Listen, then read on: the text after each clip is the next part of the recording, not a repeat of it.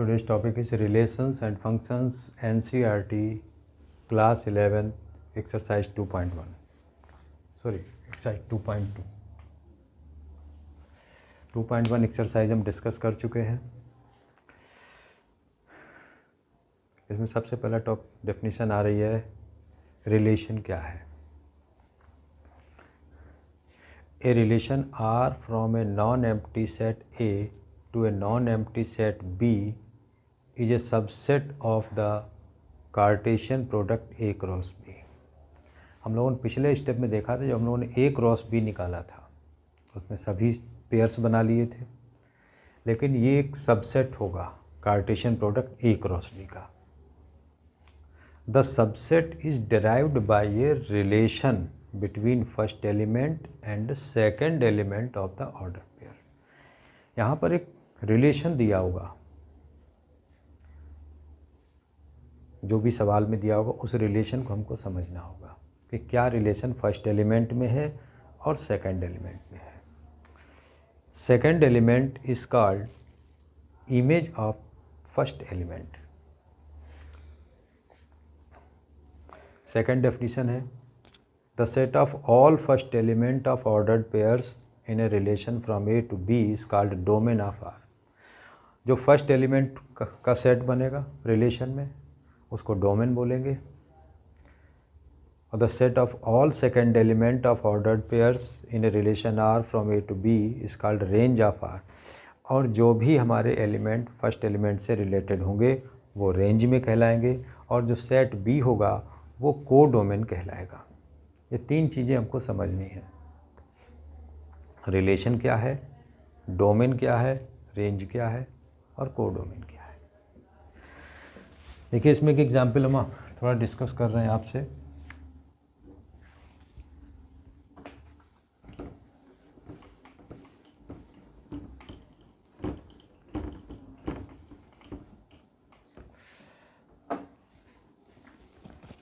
एक एग्जाम्पल है इसमें, आप बुक में भी देख सकते हैं। एक सेट दिया हुआ है P,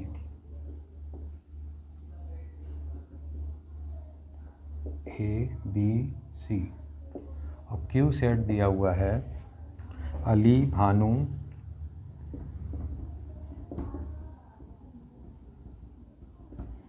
बिनॉय, चंद्रा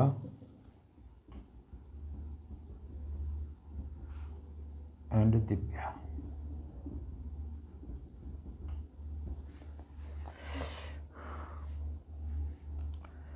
और रिलेशन हमको दिया हुआ है set of all x y such that x is the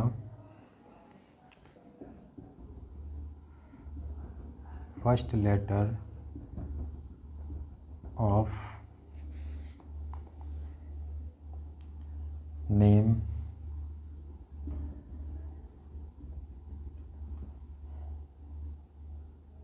y, x belong P and y belongs Q। अब देखिएगा यहाँ पे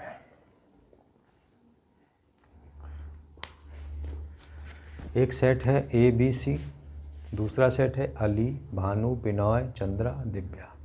अगर हमको कार्टेशियन प्रोडक्ट बनाना होता तो हम बनाते ए अली, ए भानु, ए बिनॉय, ए चंद्रा, ए दिव्या, फिर इसी तरह से B Ali, B Bhanu, B Binoy, B Chandra, B Divya, C के साथ सी अली, सी भानु, सी बिनॉय, सी चंद्रा, सी दिव्या। इस तरीके से हमारे पास में 5, 3 या 15 ऑर्डर्ड पेयर्स आ जाते हैं।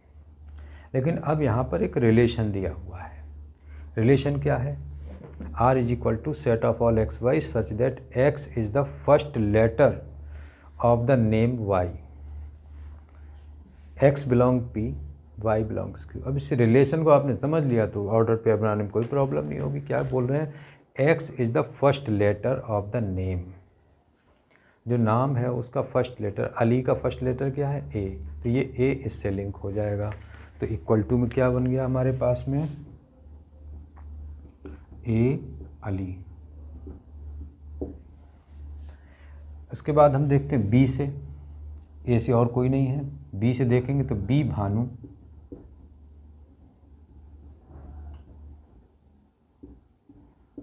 और बी के साथ बिनोय भी आ जाएगा,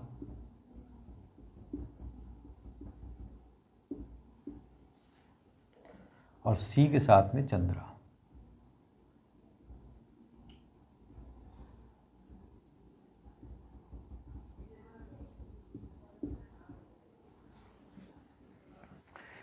ये रिलेशन बनेगा हमारे पास में। उसने बोला था x is the first letter of the name. अब फर्स्ट लेटर नेम का ए का है तो ये ए आ गया, बी का बी आ गया, बी से ये बी आ गया, सी से ये सी आ गया। केवल हमारे पास में उस ए क्रॉस बी प्रोडक्ट में जो 15 एलिमेंट्स थे उसमें से केवल 4 निकल के आ रहे हैं, तो ये सबसेट हो गया ए क्रॉस बी का। यहाँ पर डोमेन भी समझ लेते हैं। First letter A B C, ये डोमेन हो गया। यहाँ पे हम डोमेन भी लिखते हैं इसका।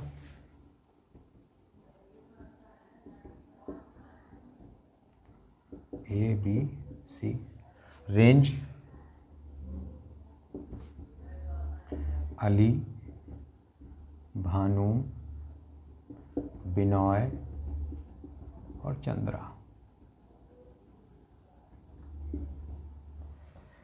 इस तरीके से ये डोमेन और रेंज हो गया। और अगर कोडोमेन बोलें तो कोडोमेन हमारा क्यू सेट हो गया, अली, भानु, बिनोय, चंद्रा, दिव्या। ये भी पूछ सकते हैं कोडोमेन।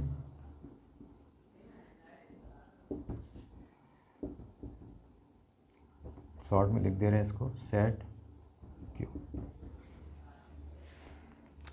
इस तरीके से हमको ये काम करना है और इसमें कुछ डिफ़िकल्टी नहीं, केवल इन्हीं 3 डेफिनेशंस पे, डेफिनेशन रिलेशन को समझना है क्या है, डोमेन, रेंज, कोडोमेन क्या है, बस इतना काम है और कुछ नहीं है। परेशान होने की कोई आवश्यकता नहीं कि क्या है क्या नहीं है, केवल आप उस डेफिनेशन को 2-3 बार रीडिंग ज़रूर कर लें, सब समझ में आ जाएगा। आइए देखते हैं।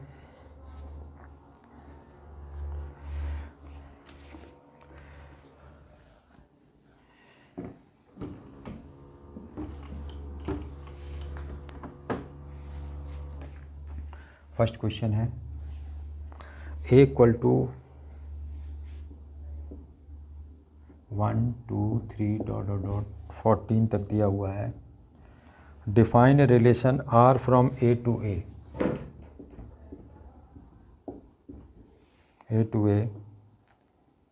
And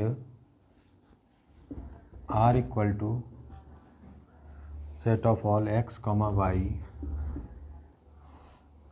such that 3x minus y equal 0, where x, y belongs a। अब देखिएगा यहाँ से ये बोल रहे हैं कि 3x minus y equal to, x और वाई हमको दोनों इसी में से ही देखने हैं, इसके बाहर नहीं जाने चाहिए, यही समझना है इसमें। अब देखिएगा क्या हमारे पास बनता है कि x और y दोनों इसमें से निकलने चाहिए। 3 × 1 माइनस 3 इक्वल टू 0 बनेगा। तो पेयर हमारा क्या बना, यहाँ पे आप साइड में इसको बना लें तो बहुत अच्छे से समझ में आ जाएगा। 3 × 1 माइनस 3 इक्वल टू 0 बनता है। 3 × 2 माइनस 6 इक्वल टू 0 बनेगा। 3 × 3 माइनस 9 इक्वल टू 0 बनेगा। 3 × 4 माइनस 12 इक्वल टू 0 बनेगा। ये हमारा x हो गया और ये हमारा y हो गया। तो ऑर्डर पेयर्स क्या बनेंगे, 1, 3, 2, 6, 3, 9, 4, 12। अगर आपने इससे ऊपर ले लिया, मान लिया हम 5 सपोज कर लें, तो 3 × 5 तो माइनस 15 हो जाएगा और 15 हमारा इसमें है नहीं, इसलिए नहीं हो सकता। Right domain, codomain and range. तो डोमेन इसका हो गया 1 2 3 4। रेंज हमारा 3 6 9 12।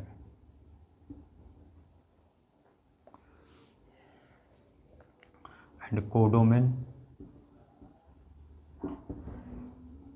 1 2 3 4, क्योंकि कोडोमेन हमारा वही ए टू ए, ये पार्ट कोडोमेन का होता है, ये पार्ट डोमेन का होता है। इस पे एरो लगा देते हैं, ये डोमेन के लिए होता है और ये कोडोमेन के लिए होता है। ठीक है।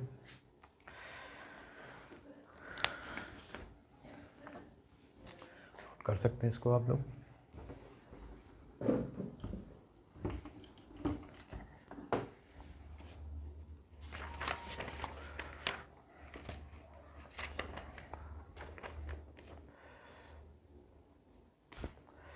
क्वेश्चन नंबर 2 इसी टाइप से है। Define a relation R on the set N of natural numbers by R equal to x comma y such that y equal to x plus 5, x is a natural number less than 4। Depict the relation using roster form, write down the domain and range. अब देखिएगा question number 2।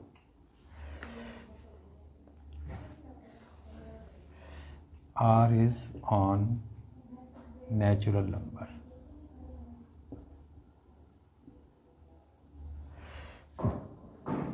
Given by R equal to set of all x comma y such that y equal to x plus 5 and x is a natural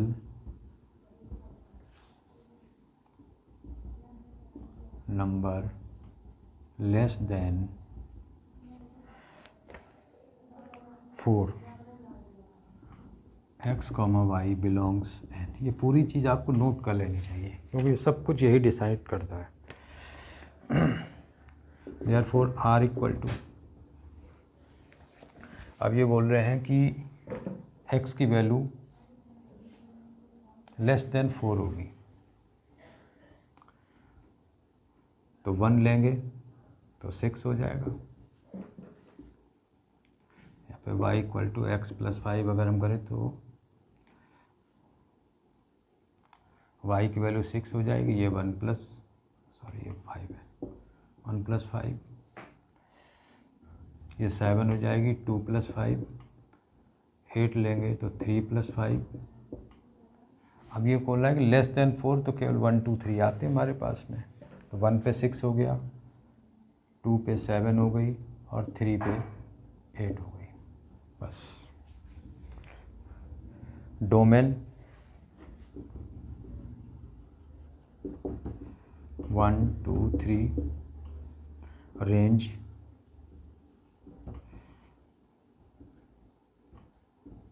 6 7 8।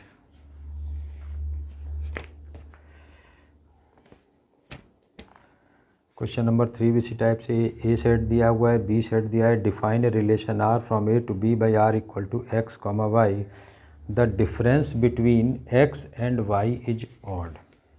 Difference between, देखिएगा यहाँ पे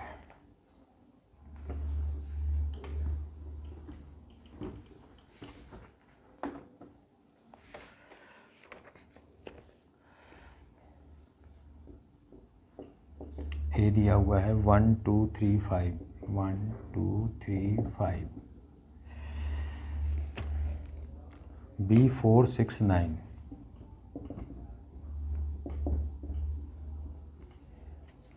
define relation R from A to B by R equal to set of all x comma y such that the difference between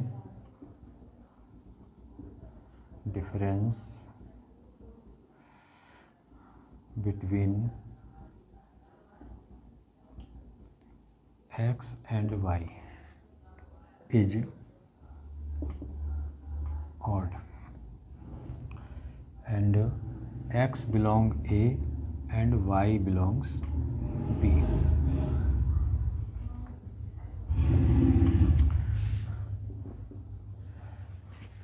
तो हमको x लेना है इस set से और ये लेना है y लेना है B सेट से, यहाँ पे लिख रहा है। और डिफरेंस ऑड होने के लिए कंडीशन है कि एक इवन होना चाहिए और एक ऑड होना चाहिए। तो 1 4 बन जाएगा, 1 और 4 का डिफरेंस 3 आ जाएगा, 1 और 6 आ जाएगा, लेकिन 1 और 9 नहीं होगा क्योंकि डिफरेंस इसका ऑड हो जाएगा। अब आइए 2 के साथ देखते हैं। 2 4 के साथ नहीं जुड़ेगा, 6 के साथ नहीं आएगा, 9 के साथ आ जाएगा। 2 9, 2 4 ले लेंगे तो 2 आ जाएगा डिफरेंस। 3 ले लें तो 3 4 एंड 3 6। 5 ले लें तो 5 4 एंड 5 6।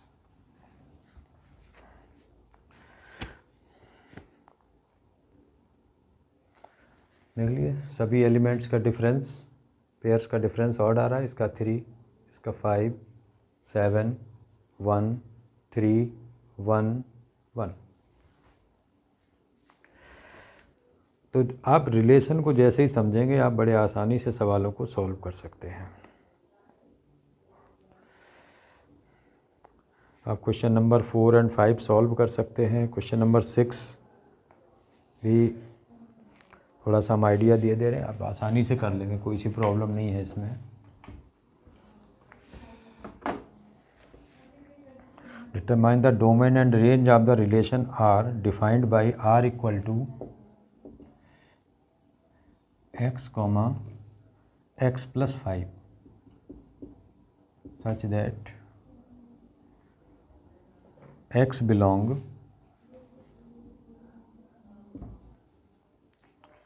0 1 2 3 4 5, 0 1 2 3 4 5।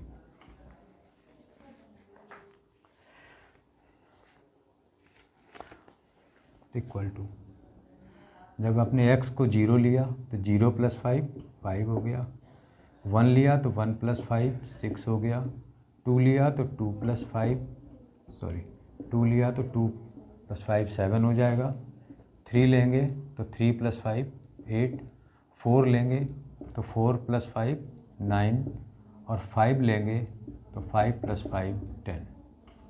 अब इसका डोमेन 0 1 2 3 4 5 और रेंज लेंगे तो 5 6 7 8 9 10। Very easily. आप जब तक आप रिलेशन नहीं समझेंगे, आप डेफिनेशन को नहीं समझेंगे, आपके लिए सारा काम डिफ़िकल्ट रहेगा। मेरी बात को बहुत गौर समझिएगा। बहुत से लोग केवल क्वेश्चंस पे चल देते हैं, थोड़ा सा डिस्कस किया और क्वेश्चंस पे आ जाते हैं। तो बच्चों को क्या होता है कि वो केवल क्वेश्चंस को ही देख पाते हैं, क्वेश्चन को ही समझ पाते हैं। और आपने डेफिनेशंस को समझ लिया तो आपके आगे सारी फिगर एक्सरसाइज की ओपन होगी और आप बड़ी आसानी से क्वेश्चंस को सॉल्व कर सकेंगे, समझ सकेंगे। अगर आपको कोई सॉल्यूशन भी देखना पड़ेगा तो आपको समझ में आएगा कि ये हुआ क्या है।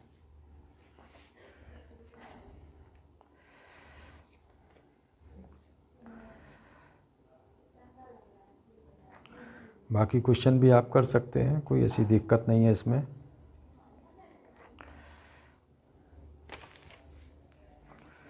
एक फार्मूला इसमें छूट गया था, नोट कर लीजिएगा। एक छूट गया था केस लास्ट का। If NA = P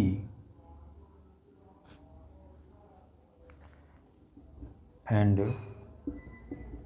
NB = Q,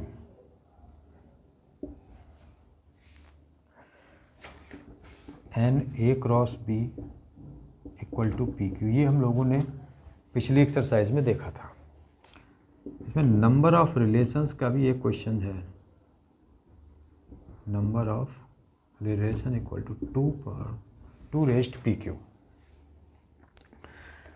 question number 9 इसी पर है। क्वेश्चन नंबर 8 है ये, let A equal to x y z, B equal to 1 2, find the number of relations.